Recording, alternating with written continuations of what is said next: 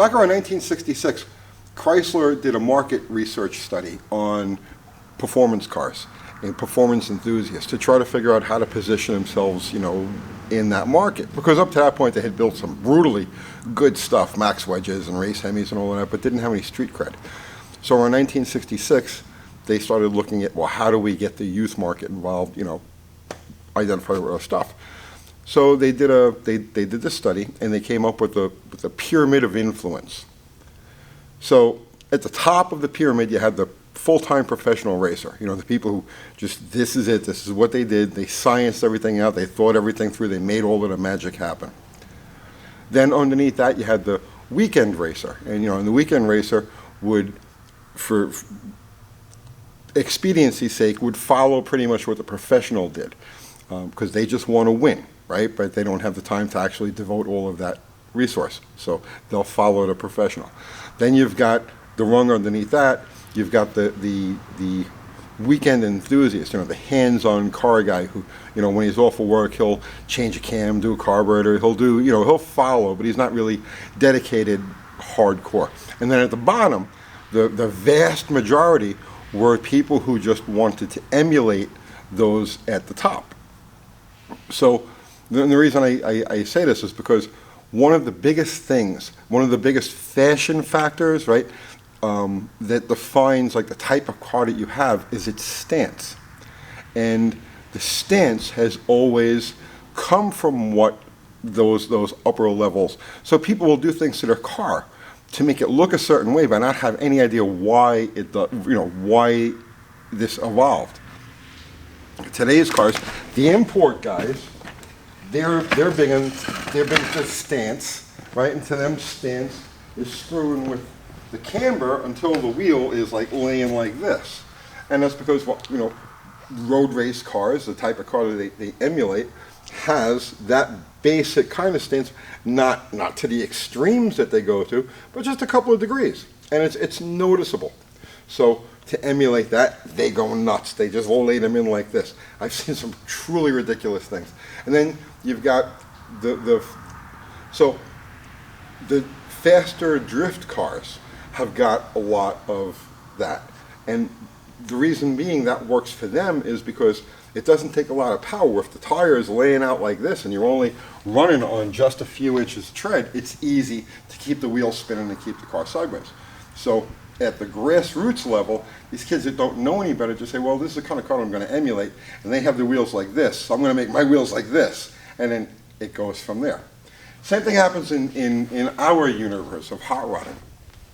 One of the biggest trends in the 70s was the stink bug stance.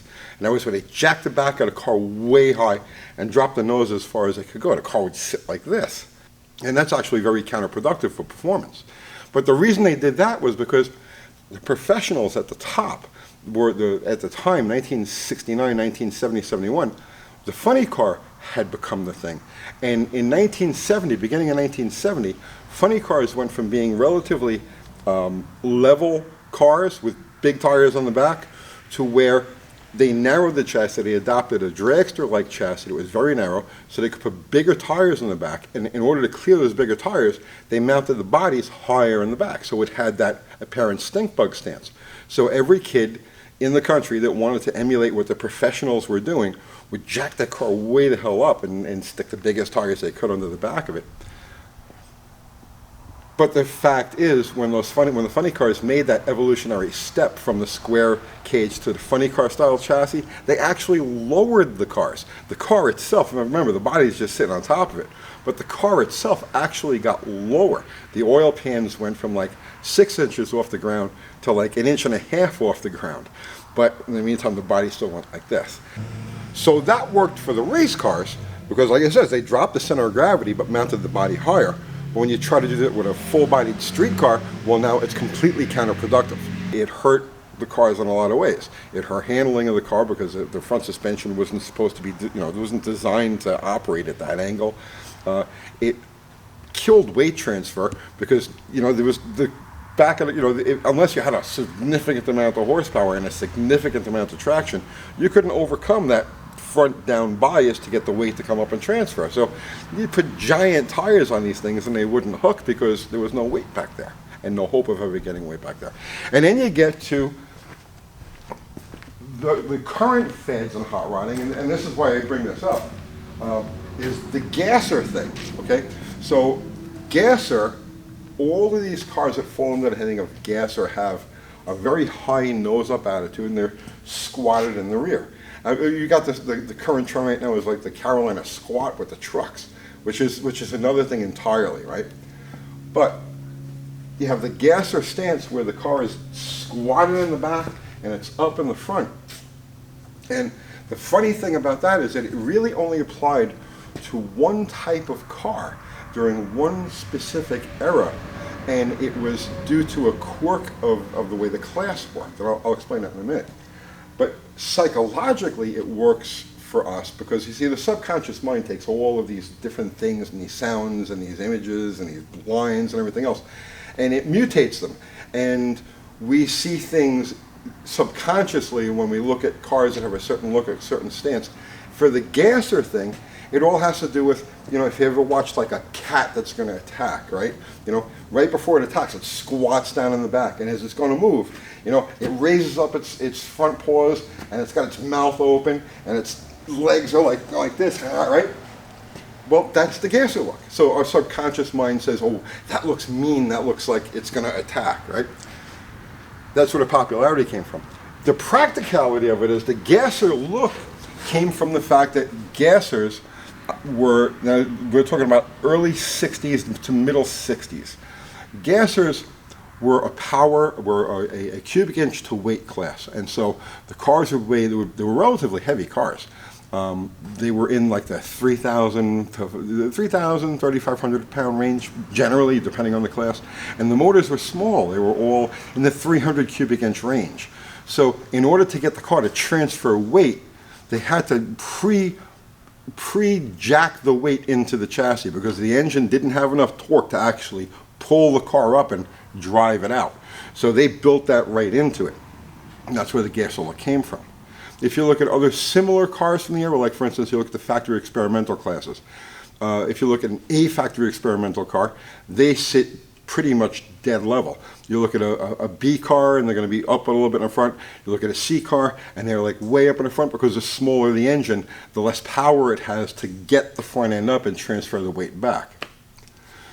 So the current darling of the the fashion-conscious hot rod world is the gasser look, and it even extends to drag racing. There's a couple of organizations like the Southeast Gasser Association, very popular, and they're very true. They're like sticklers to the 1967 rule book and the 1967 way of doing things, which I find to be very interesting. I like how religious they are about it. But the fact of the matter is, there isn't a single car in the current world of drag racing that's set up as a true gasser that wouldn't go faster if the car was down on the ground and did its thing. So that brings us to this car and what we're doing with this and the difference between a gasser and a street freak, right? So the gasser, we just explained how the gasser evolved. And it's that nose-up look. Like if you're looking at the car from the front, it looks like it's got its teeth out. It's going to attack. So there's the gasser look from the front. But there's a practicality issue when you're trying to drive something like that on the street. I give you a minute to try to figure out what it is on your own before I say what it is. And then you're going to be like, oh my God, he's right. Why are we building this car as a street freak instead of a gasser? The difference between a street freak and a gasser is the height of the rear end. A street freak looks to emulate that front look, right? But if you want to drive the car, you can't. Because on the street. See, on the drag strip, it's fine because your horizon is the scoreboards, and you can see just the bottom of the tree. You go like that, and you can see just the bottom of the tree, so you're there. And then all you need from that point on is just to see the scoreboards at the end of the track. You don't have to drive it. You don't have to manipulate and maneuver it through traffic. You don't have to, see? So our intent with this car is to drive it. I want to be able to actually take this thing wherever it happens to want to go, wherever we happen to want to go, and just get in it and drive it without issue. You can't drive a car that's sitting up like this. Then you got to look like that, where the horizon of the hood is, 60 feet in front of you. So that's where the street freak evolved from. The street freak was much more of an urban thing. You didn't see street freaks in the sticks.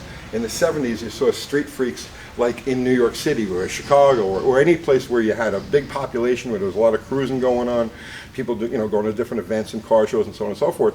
The street freak evolved because by getting the back of the car up to match the front of the car, at least your horizon was normal and you can actually drive the car in traffic and not worry about driving over the trunk lid of the car in front of you.